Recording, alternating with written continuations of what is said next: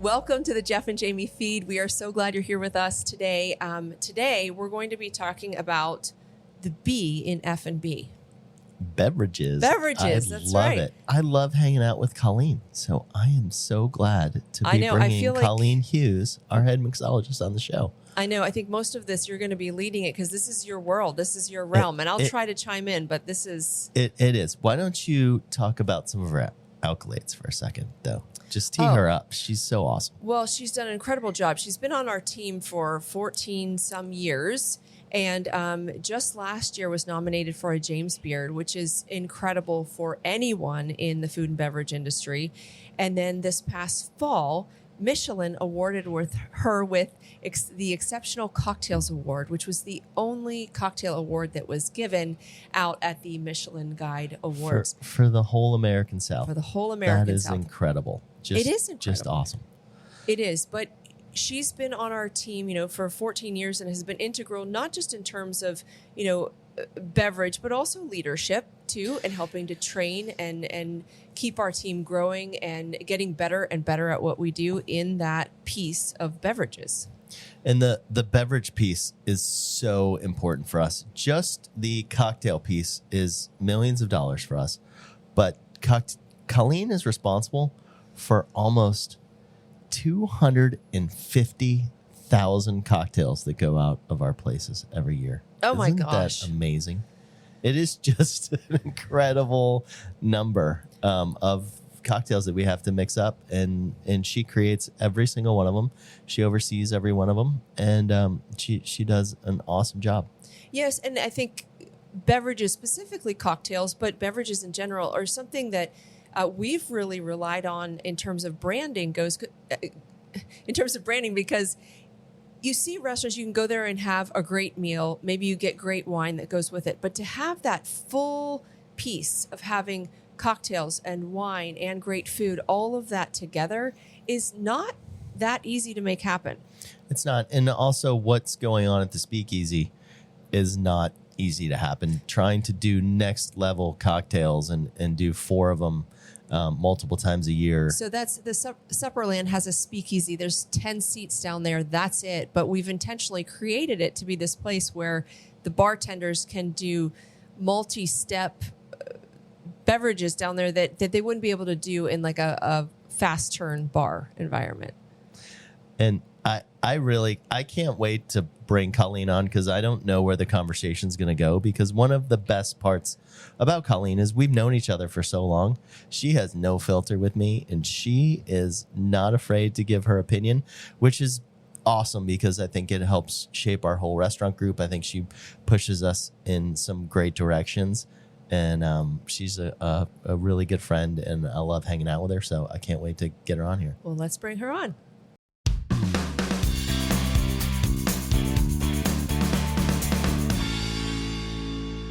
Colleen, welcome. We're so glad to have you on here. Thanks. Hi. Where is this conversation going to go? So a lot of people think you have like the best job. Do you have the best job? What's your favorite parts? I think I have a really good job. I can't think of a different job I'd rather do. I definitely have bad days. But yeah. So basically Colleen crafts drinks across our restaurant group. Is that what you, and then obviously you then train people in order to bring those drinks to life in store. So how does it work, like the actual mixology part? How do you create those drinks? I think my job is like 4 real different jobs, and one of the big jobs is actually writing cocktails, right? That's like a huge chunk of my time and a huge chunk of my usual frustration, like trying to think of stuff, like reinventing the wheel over and over and over again gets a little tiring sometimes. But so writing cocktails, I kind of have to and a lot of times I have to lock myself away from literally everything, because I'm so ADD that anything that will break my concentration, I can't I'll lose my train of thought really quickly, and in something that's super, super detailed, like it can take me hours to try to get myself back online. I take copious notes while I'm working. Like I write every single thing down that I'm doing every time. You have to do that because you're usually drunk by the end of it. Yeah, kind of. Well, no, but even in R&D, because sometimes it's just I work in such tiny quantities, especially when we're talking more like writing a drink for growlers is very different than writing a drink for the speakeasy, right? For drinks for the speakeasy, there's a lot of science in them and a lot of incrementally tiny scaling. Like I need to add 0.03% of sodium bisulfate to cucumber juice to keep it from turning brown, right? But that is infinitesimally tiny math, and I hate math, and so I have to write it down because sometimes 0.3% might be too much, and I'm like, okay, I have to go back and do 0.02%. Tinier. Yeah. I love when I call you. And, I have some friends coming over and I'm like, hey, Colleen, you remember that drink we did, like 14 months ago and it was this and that. And I was like, can I get the recipe for that? And you're like, yeah, sure. I'll shoot that right over. It's a 4-day process. Yeah. When your friends coming over, I'm like, in 2 hours. Yeah. Yeah. A lot of times I'm like, you just can't make it. People ask, that takes a centrifuge and you have to freeze the thing and special order like 13 ingredients that you don't have. Yeah, it's not fun. So how I think one of the best parts about the way you make cocktails is you're always pushing the cocktail game forward. You're not just staying stagnant. You're always pushing for new ingredients. You're always asking me for new equipment. I think you texted me yesterday wanting something else, which is great. It was only $200. But what how do you stay ahead, and what is your process for coming up with a new drink? There's a bunch of different processes. Like there's sometimes I keep a list in my phone. So if I go to a restaurant or something and I have a really tasty bevy, or not even a beverage, if I have a really delicious dish of food, and it has contrasting things or different flavors I'm not used to, I'll take note. I remember I was like, years ago I went to a restaurant and I had this absolutely amazing dessert that was like passion fruit, dark chocolate, and coriander, and I was like, stealing this one. I'm not obviously going to go home and make a mousse, dessert, but I was like, that's a good flavor combination, and or stuff like that. And so I just take notes anytime I have a combination of flavors that I think are really interesting, that I think I can put to alcohol, because not everything can. Right. Not everything's great with booze. Intrinsically. I do that, and then there's other times where, if I seriously have to push out menus, like fall and spring are my biggest work times, and pretty much everyone I work with knows, just leave me alone. It's like a multi-day process. It's like day one, clean the entire house. I clean my whole house so that nothing can distract me. I can't be like, oh, I'm going to work on this guy. Oh, wait, that's dirty. No, I have to have, everything is hermetically clean. Then I have a couple days where I literally just sit with cocktail books and just literally think about stuff. I know that seems weird, but I just fall down rabbit holes of flavor ideas for about 12 hours for 2 days. And I write every single thing down as detailed as I can get.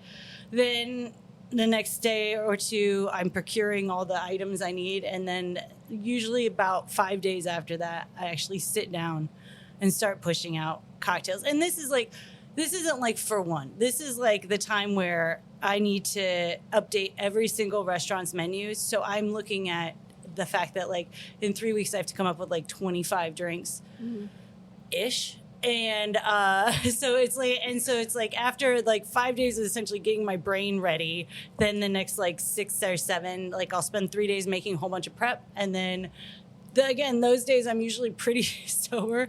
And then when I finally get all of that component stuff made, then I actually start working on building drinks, which that's a bit of a process too, because I have to work in shifts essentially.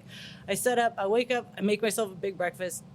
I start with food. I start with food. I make myself a big breakfast. I go out. I start mixing cocktails. I keep, again, really good notes. I keep very detailed notes of each drink as I'm doing it. So if something doesn't work, I can actually go back and see my fails to see that's smart. You know, and And so and built from there, and I spit everything out, but still after about 4.5 hours, I'm kind of my palate's kaput. I can always tell the minute I start writing something and my handwriting is like gets real sloppy. I'm like, well, break time, and that break time comes when it comes. Like, I need a cheeseburger. I can't. Well, yeah, I can't fight the feeling. Like I'm like I have to stop, so I'll just wrap up. I'll usually take like a 2-mile walk, eat lunch, and then by that point I'm sober enough to go back and work. That's usually when I get the call. Hours. Yeah. On the walk. I'm like, I'm kind of drunk, but listen to what I just made. It's really cool. Yeah. But it's also too when you're designing drinks, it's not just flavor profile that you're looking for. Like as you're doing the spring drinks now, you have to be cognizant of what growlers bartenders can do in quickly because they're more speed oriented. And then how do you fit an Everandolo, an Italian spot versus a Southern spot? There's so many different places. It's funny. I went and taught a class on this at a cocktail conference. Like I wrote out exactly how I do it as a 1-hour course. I've done some cocktail conferences for people, which is it, and it breaks it down exactly how I do it. But it's really by time. Because I might write a drink that I think makes sense for one spot, but then when I really look at it, it actually might make more sense somewhere else, which is kind of nice because I work at home, so I can just make those decisions. But mostly it's broken down by time and pickups. So like growlers, any drink I write for growlers, the prep can't be too terribly hard. They don't have a centrifuge. They don't have super bags. They don't have the kind of space that the bigger cocktail restaurants do. Same with Everandolo, but it's a drink at growlers. One, they're going to free pour, I think, pretty much whether I like it or not. And I'm also cool with them free pouring because they know how to do it, which is they're not using jiggers except for like smaller stuff or really expensive stuff. They're just counting, which is kind of how we all got trained to bartend in the beginning. Yeah. So they're all written to have a little bit of a wiggle room, because they might over or under by 1/4 of an ounce here or there. But, it could happen. Yeah. Their liquor costs are good, so that's all I care about. But they're written to be made in about 45 seconds or less, 5 pickups or less, including garnish. And that's them. Everandolo, a little bit more. They have more bartenders. They have more of a back bar setup. So their max make time drink should be about 1 minute and 20 seconds. And when you say pickups, tell me exactly what you mean by that. What that pickups might be. is literally how many things do you have to touch, excluding a tin. So like how many pickups can be. Garnish, garnish, liquor, squeeze. mixer. Like a mixer or modifier, but limiting that as much as possible. In a place that is super fast turn, and you've got and lots of customers. we're also very garnish heavy, and make that's the other thing I think people forget is after you make an awesome tasting cocktail, there's another piece to it. You want it to look beautiful. Of how do we make it look beautiful, and what glass are we putting it in, and how does it get made? It's all that still. It just comes down to time, really. It's like, so when I think of a drink, sometimes for some place like Everandolo, they may have 2 or 3 ingredients pre-blended to get more flavor, but with less time. Taking, I guess. Then when we get to the cocktail stores, which are Haberdish, Andalo, or Haberdish, Leluya, and Supperland, those times they have bigger bars.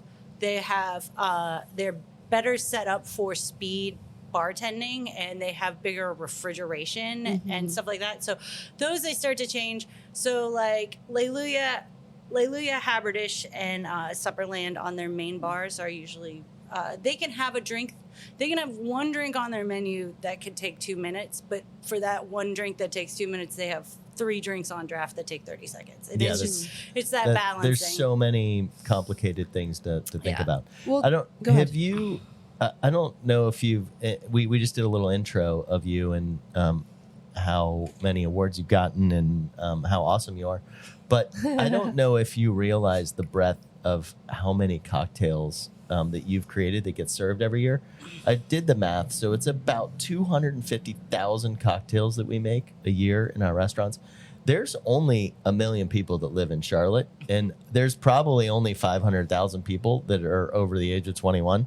I don't know exactly. I'm just Jeff goes guessing. into a statistical brain here. I don't know. So in a given year, you could be making a cocktail for half the people in our town.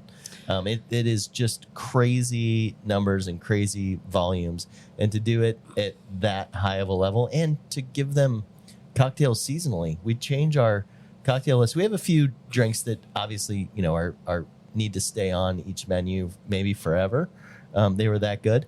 But we change our cocktail lists every 4 months, every 3 months. 3 months, yeah. Mostly. Yeah. Sometimes I get behind.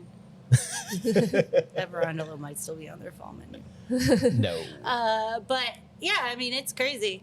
I don't do it alone, and I really I like taking all the credit, but I can't, because really, our bar managers, especially in the cocktail spots, really do step up, and even in some of our stores, our bartenders are really stepping up. Like, I don't write 100% of the drinks. I definitely approve 100% of the drinks. Mm-hmm. And so usually, I'll get together with you guys and show you what we have coming up. I get together with our team ahead of that, and I'll usually give them some, early direction, and then something before, when they think they're 90% there, I'll step in and we might tweak stuff. It might be perfect. When it's perfect, it's great, because then we can just go eat lunch. But yeah, yesterday I ran in quickly to Zach, and he was like, "Oh man, I'm just thinking about." I was like, "All right, you need to." Zach is our bar manager at Supperland. I was like, I need you to write 1 or 2 spring cocktails, and whatever 1 or 2 of them are, one of the prep lines you have to also upcycle into an NA drink, so we're not making multiple prep lines. And so I was like, I want 3 drinks, but I only want you to do this. And I was like, just start working on it now. And he knows well enough that, because I'm also writing drinks for the same spot. So typically when one of us or the other one, and this is just true of Rhea and Jasmine, when one of us or the other one has gotten some ideas of things they're about to develop, we'll text the other people and tell them what we're thinking about, just so we're not writing the same drink. Yeah. Or something so similar. We've had it happen a bunch of times, a bunch of bartenders showed up to show me fall stuff, and it was every single person had an apple drink, an apple cider drink. We've had that in some of our internal cocktail competitions where everybody shows up with the same flavor. I was like, we can only have 1 apple cider cocktail, guys. One of the other things that you have done an incredible job with is not just coordinating with your bar teams, but coordinating with the kitchen in order to keep waste down. So using items that our kitchen's already using at that time of year, and then incorporating potential waste products into your drinks. Yeah, we try. I actually just stole a bunch of stale bread from Savannah, and I've been reading a lot about bread water cocktails. I've got a spaghetti water, or just wrapped a spaghetti water cocktail on a menu, and I was like, well, they seem to throw away a loaf of bread a week at Supperland, and it's good bread. So yeah, I stole a loaf. I'm gonna see about, also I love lacing all my prep lines with gluten for fun. So I'm gonna see if I can put bread, but because it does seem like, I was like, if they take it and they just throw it in the freezer instead of throwing it away, then we can just turn it into. I love that. I mean, you just mentioned pasta water, this bread water thing, which I've never heard of, but that'll be very interesting. But you do that also with citrus to create your syrups and stocks. Oh, yeah, everything. People don't believe me a lot of times, even pretty fancy, famous bartenders who've come through, that none of our stores are 100% juice. Every store is now on citrus stock. It took a while to get there. It was really kind of a big sort of anti-waste push that Rhea and I had in 2019. We went to Portland Cocktail Week and did a 3-day basically ways to reduce bar waste intensive. And we came back, and so we had a plan, which was great. And then we came back and we started implementing it, and developed over COVID, really honed in on our citrus stocks, rolled them out starting at Supperland, made sure they worked, and now they're in every store, which is great because I save you guys a ton of money. And the consistency of them is fantastic. The The stock's always the same at every place. It's so you just do a great fun. job with all your refractometer things and gauges and all the stuff. It's pretty simple stuff. Like we just juice everything, and then when like any kind of fresh citrus or anything that's shipping in from a long way away, I suppose, more than 100 miles, we really start thinking about it. But we take it like a pineapple. We take the pineapple, we skin the pineapple, we juice the pineapple. The juice is pineapple juice, and we just use it for pineapple juice. And then the pulp and the skins, we turn into pineapple syrup, and we just use it in a different way so that we've fully used every part of this thing to kind of help reduce our carbon footprint and make more shit stuff. I love it. I mean, it Stuff. helps so much. I mean, I Stuff. guess that impacts, in a business standpoint, the food costs, right? That's No, it's very helpful and drink costs. And we always have a joke when we first started looking into some of this stuff at Haberdish, how the bar was throwing out egg whites and the kitchen was throwing out egg yolks. Oh, Or jeez. sorry, the other way The around. other way around. Yes, the other way around.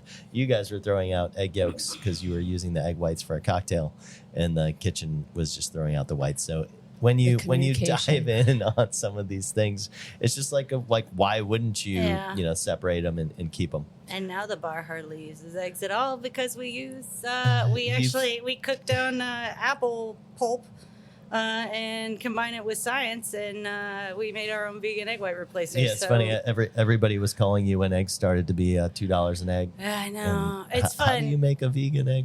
I tell them that my boss made me sign an ironclad NDA. Is basically what I say. I'm like, It's easier that way. after apple pectin and science, I've given you half of the recipe. There it is. Well, so that is so key because it's like, yes, you're pushing things on in terms of cocktails, yes, and then you're the anti-waste stuff, but then there's also this vegan movement, like where you've really done an incredible job with your team to work that into our drinks, not just for guests but also mindfulness in general. Yeah, I think everything for me that we do, I really kind of pretty passionate about the idea of fusing science and sustainability and sort of using sort of molecular gastronomy to meet our anti-waste ends, I suppose. But yeah, it intrinsically, if we're lowering our carbon footprint, then getting animal products out of our drinks is key, right? That's a huge carbon footprint load. I'm also a pescatarian, so that doesn't hurt. It ends up working out a lot of the times the same. Every once in a while, there's a drink that, I, with all the science and time in theory in the world, still have not produced a decent enough vegan eggnog that I feel comfortable replacing a dairy eggnog for on our holiday Those menus. are so good. I know, and everybody loves them. Eggnog is so good. We will a lot of times we'll have some vegan eggnog that we buy in the pocket just for a vegan who truly wants an eggnog, but I can't menu it. I just can't get that into it. But yeah, I think it really does work out. And if like a guest comes to the bar and they truly want an egg white cocktail, and they're just like, I want an egg white cocktail, of course we're gonna go get an egg. Like, we're gonna go get the egg and we're gonna make it for you. We're not jerks. We're not like, no eggs for you. But that's just not where we start from. So I think it just makes a difference. And we label growlers and Everon are a little bit different just because of their scope of their prep abilities, but the main cocktail stores, they're all able to kind of do most of this stuff, and it really does. It makes a big difference, and it lets us get really creative. And I think kind of like you were saying, not sitting and doing the same thing you've always done. You have to keep pushing to improve the way you're doing stuff, and part of that is improving everything. I rewrite my own prep lines. I'll have a drink that I made 5 or 6, 8 years ago that I thought was really amazing then, and still flavor-wise is great, but I'm better at developing prep and stuff like that now. So if I want to bring that drink back, I might rewrite that whole prep line, clean it up, make it greener, make it more efficient in time, make it more efficient in, we used to reduce all our syrups. Like we would put, 50-50 sugar, water, and reduce everything. And now we don't do that. We start at the bricks we want to end at, which is usually 60. And we cook everything covered, and we cook it in a fraction of the amount of time with way better flavor results. And just, so I might take a recipe that was written to literally says syrup, and then we just don't syrup it anymore. We just change the way we do it. Yeah. So what, we've gone through the, I'm talking about spirits here, but, we've had a time where I think you were pretty into gin. We've had a time where you're pretty into Amaro, sherry, Armagnac. I'm still into all of those things. What are you super into right now? I just want to know what's coming. I can't wait. I mean, I'm still into all those things, and BT dubs, Armagnac, respect. Most people aren't into it yet, so get on the train. Well, actually, don't get on the train. It's still really affordable to get really good Armagnac, so don't just ignore everything. You know what? What's next? I'm not sure. I think people are expanding their knowledge of rum, and I think that that's really key in coming forward. We're starting to see really amazing rums from places we don't think about, like Mexican rum. I feel like is fixing to have a moment. We've been using it for a while. Hawaiian rum. Oh, you guys. That's Rhea. Okay, Rhea, the funkier the better. Rhea drinks. She's just scraping a dunder. It is like has all the flavor of that you would expect in rum and sugar, but then it's like it was sitting with a white truffle and some other funk. That's a polite way to put it. It is amazing. Rhea, you and Rhea love it. You're not sold. It smells like it smells like the smell of rotting produce. I guess that's pretty much what it is. It needs to be like an 1/8 of an ounce in there, or a 16th. It's not. It's a few drops of it. Kohana Key. It comes in a teeny little 300 ml. So Rhea is our bar manager at Leluya Hall now, and she's pretty much my right hand lady. And she is a hyperbolic rum nerd. Like, I'm a rum nerd. I like rum. I think it's great. I drink a decent amount of it, but where I spend all my money on my gin and Armagnac collection. Hers is all the craziest, funkiest rums. So she'll come to me with stuff, and even I'm like, "Whew, girl, that's just weird." But so she has a definite style when she comes up with drinks. She mixes drinks that I like that are very boozy, spirit forward and boozy, and many times it's booze mixed with a vermouth. Yeah, and then some more booze on top. Yeah, that's 100% accurate. What is what would you say your style is? I think that's why Rhea and I complement each other so well, because I very rarely write a booze bomb cocktail. I rarely write an all spirits cocktail. Occasionally, I will, but my strongest suit is going to be my bar superpowers. I'm really good at prep. I know that seems like a weird thing to say, but I'm really good at making stuff, and it's very much sort of a symbol of the time that I started craft bartending, because all the other craft bartenders that I know that are in sort of my age range, or that have been doing this for the same length of time as me, like Bob, Stefan, those kinds of guys, Amanda, those guys aren't in your age range. You're much younger than they are. I am much younger than they are. Well, I started when I was 12. Anyway, but they, back then, in the early days of craft bartending in North Carolina, we couldn't buy anything. You couldn't buy anything except for, there was 3,000 flavors of vodka. But you couldn't buy I remember when chartreuse came on the market. I remember when Luxardo came on the market. I've been bartending for a while before these things came out. Fernet, I remember when it first hit the market. I bought Fernet, and I think we were the first key account for Fernet at Crepe Cellar back in the day, to the point that when first time I met the Fernet rep, because we had been the first and longest standing person carrying it, he walked up to me and he was like, "Oh my God, you're Colleen." He's patting his pockets. He's like, "I don't have a Fernet coin," which is the thing. And he's like, "Do you want a bicycle?" And it was like, I do want a bicycle. I do want a bicycle. A bicycle is better Thanks. than a so coin. yeah, I went and got a Fernet bicycle. It's still in my backyard. I love it. But yeah, I think because I couldn't buy anything, and I was reading all these cocktail books like that were out there at the time, and literally having to look up what the flavor profile of these modifying ingredients were because I didn't have them, I couldn't buy them, I had never heard of them, and being So like, you just okay, started making them. yeah. So it was like, okay, so that's raspberry in a roundabout way, or that's this in a roundabout way, and so yeah. So then I just started being like, well, if I want to make that, then let me figure out how to Make that. I could, syrup, yeah, or- and so I was making it into infused syrups, those flavor profiles, and literally just so I could try to make something like the drinks in the cocktail books I was getting from the bars in New York that have everything. Yeah. So because of that, I started getting. But that really, made you really good at it. It made Like, me it's- really good at It's it. amazing how, like, when you don't have something, like you find another way, and Yeah. now you're incredible at what you do. I mean, I figured out how to make dry curacao a long time ago.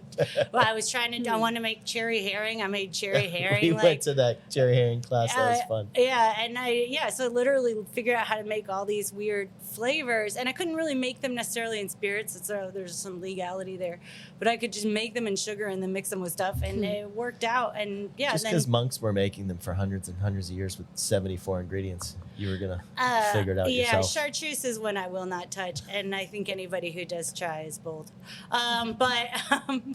You do a lot of teas and things Yeah. in beverages, which I always like. Is, I think they add a lot of depth of flavor and are really cool surprises in cocktails. Yeah, I just actually bought a handful of new teas that seemed really interesting. I started messing them. I just came back from vacation, but I started messing around with them before I went on vacation, and they seemed really promising. And so I kind of backstocked because I bought like tiny amounts really just to try them, and then I went through and bought a little bit more to actually start building some drinks with. But I found this one that has like a bunch of different fruit flavors. It's got a little bit of Rubios, Yep. Rooibos, yeah. Yeah. and then it has little flecks of caramel in it, so it doesn't like make it super sugary, but when you brew the tea, it has like an intrinsic sweetness. I was like, I'm gonna use it. Yeah. That's that nice. sounds fun.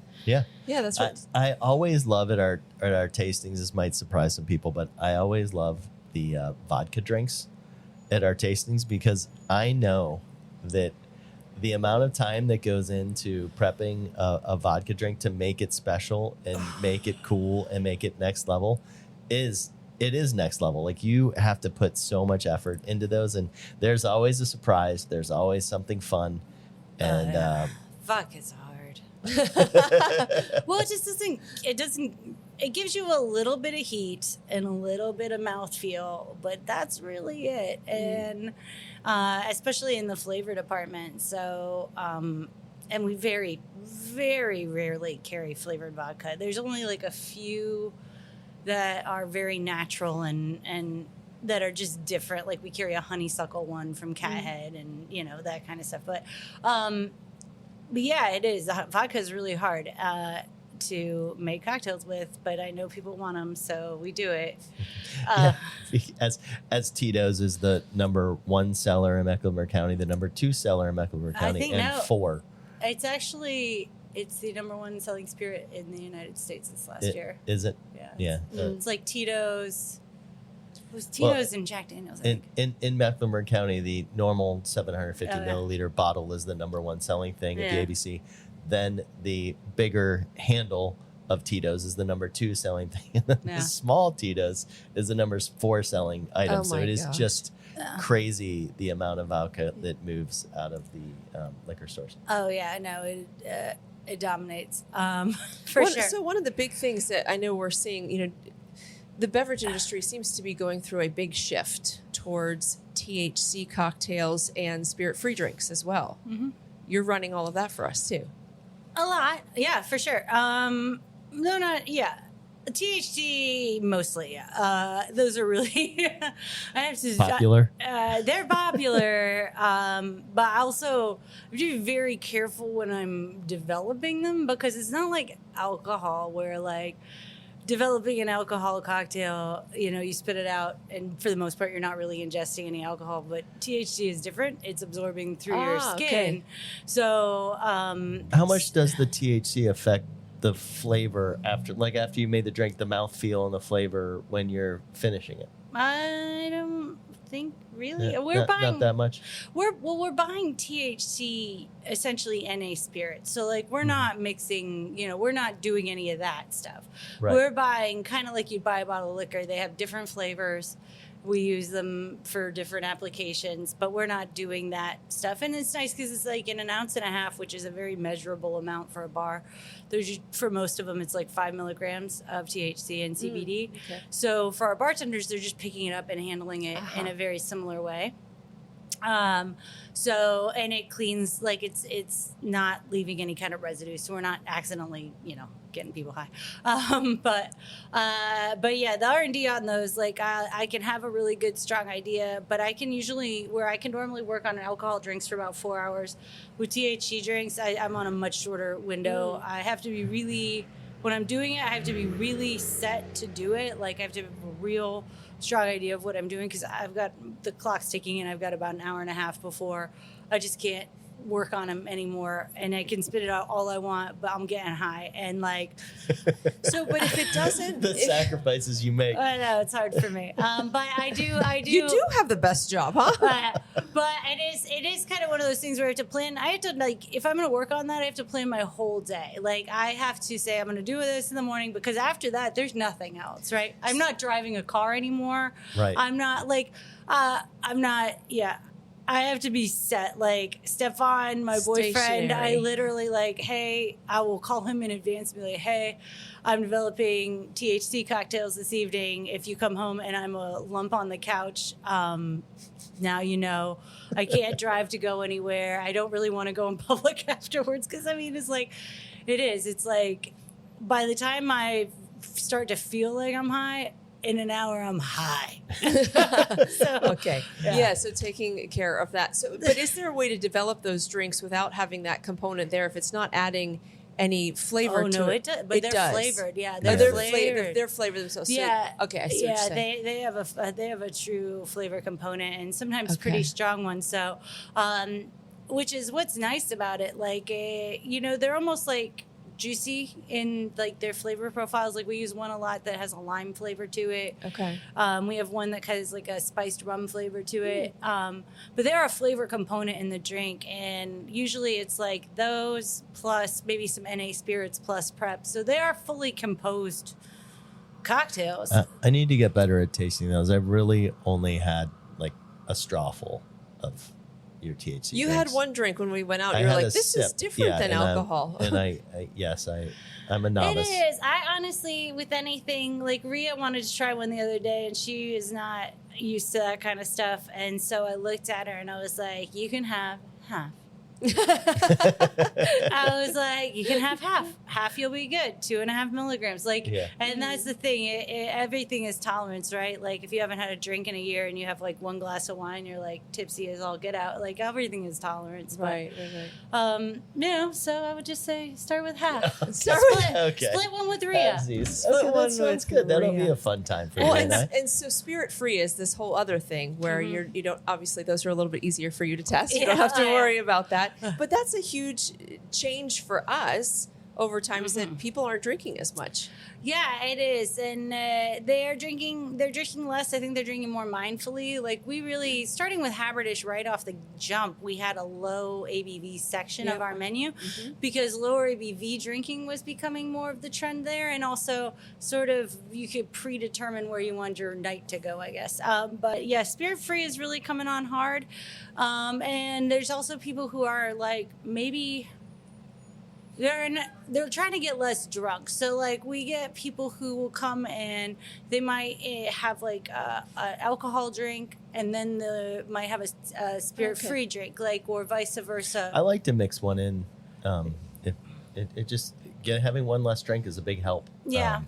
So we see that. I see that a lot. We've been seeing it a lot at business dinners at Summerland, at least, where guys are drinking, like, they're literally every other beering, which I know isn't a cocktail, but it's like every other beer they're drinking an IPA, and then they're drinking an NA IPA, and they go back and forth so that they can look like they're drinking the whole time. Right, have the longevity of being a part of the conversation. It's a sessionable, right? Yeah, the way our NA cocktails come out too, they have beautiful garnishes, they come in the same kind of glassware, they all have fun names too, so you can be sitting there with somebody, you're not missing out, and just order one of them by name, and they bring you the cocktail, and nobody even knows that you're throwing a NA cocktail in, which is great. We try not to give it up too much. There are people, not everyone in the sober movement, and I guess it's changing a little bit, but it used to be that, like, we didn't want to, like, give away that a lady was pregnant by giving her this crazy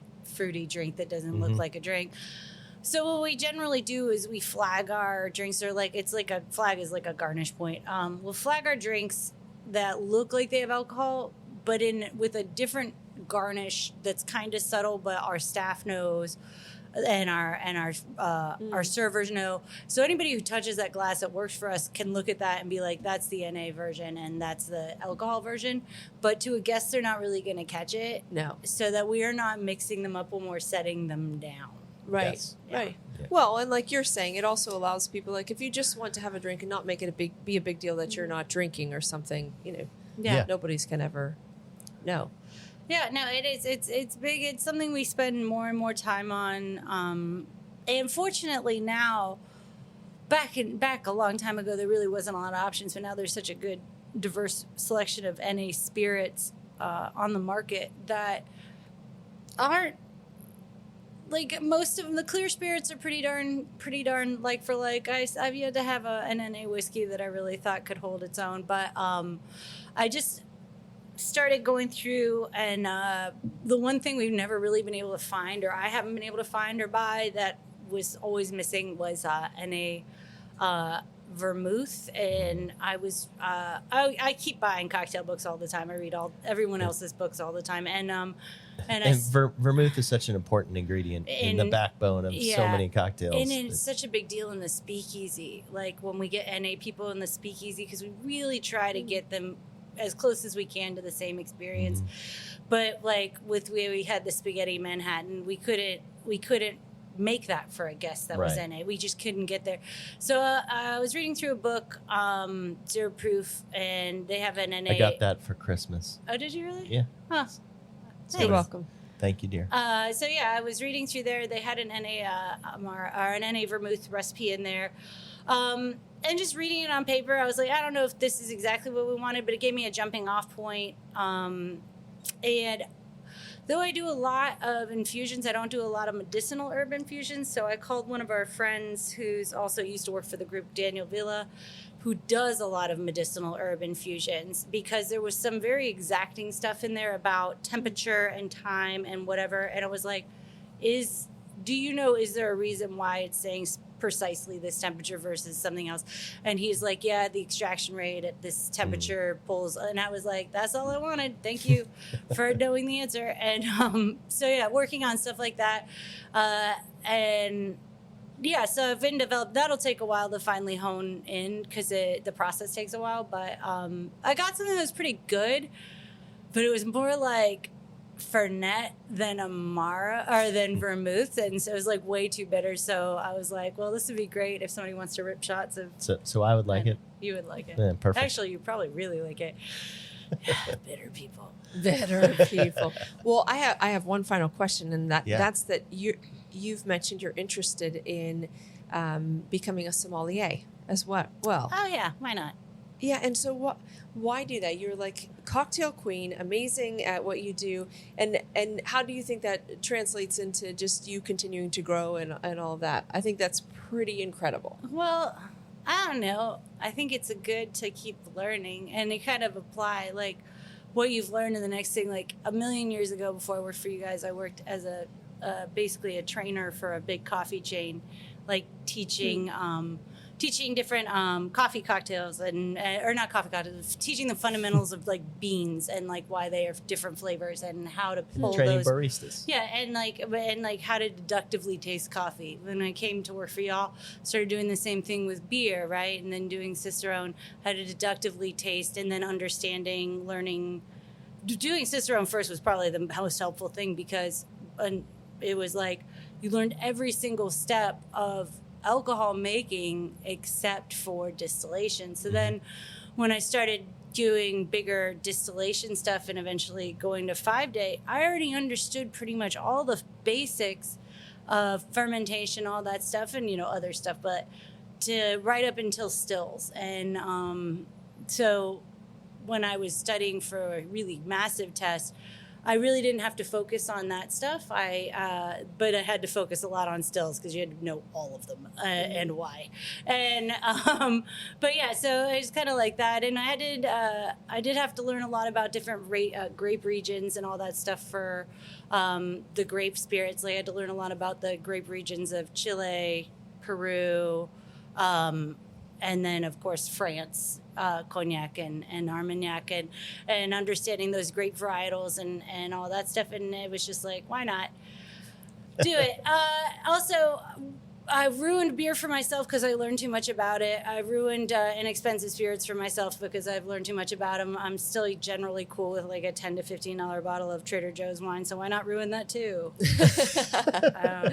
I think it'll be fun. Exciting. Yeah, it'll be fun. And you're right. It's the continuing to learn thing, which is it's incredible. inspiring me too. I was actually thinking of joining you and Rhea. We'll Why see. not? We'll see if he does. And come, do some wine tastings with you. I think it'll be fun. I grew up outside in the wine region in California, and I'm a huge port and sherry fan as well. And I was like, after I've had to memorize like 8 million mashes and worts and different fermentable sugars, it was like, at the end of the day, it's just grapes. You could do this. I was like, what's it made of? Grapes. That's it. Maybe some yeast. I'm into it. Yeah. I think it'll be fun and it'll be different. But yeah, I really was like, I like to catch a new like big certification every few years just for funsies. And it was literally, they just came up with a level 2 certification for sake. And I was like, do I go through sake or do I do wine? Because those are like the last really big ones. And yeah, I you've decided always wine. had a hankering for sake. I like it. But I like it too. But I Super think nerdy. Wine's a little more in our It's a purview. little more relevant. That's kind of where I can. I'm still gonna do sake though after I do wine.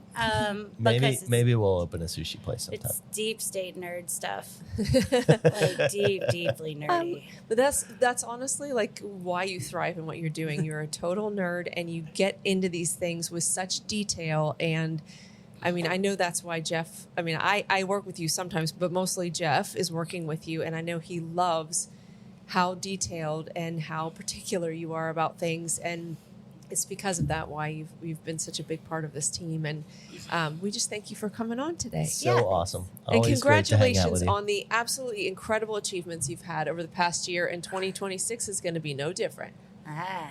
Let's go. Yeah. Let's go. Let's go. 2025 was a lot, y'all. That was a lot. Well, congrats, because it's a Michelin Exceptional Cocktails Award and then a James Beard nomination as well. It was nuts, dude. It was cool. It was very overwhelming. I never thought I never really counted myself as a very emotional person, really. I'm like super Capricorny. But that was a lot. I think I cried a lot and for winning, which is even weirder. So it'll be interesting. But I'm excited. But amazing accomplishments. We're really proud of you, and I love having you around. Yeah. Thank you, Colleen. Let's do this. We're going to put liquids into glasses. Yeah. Yes.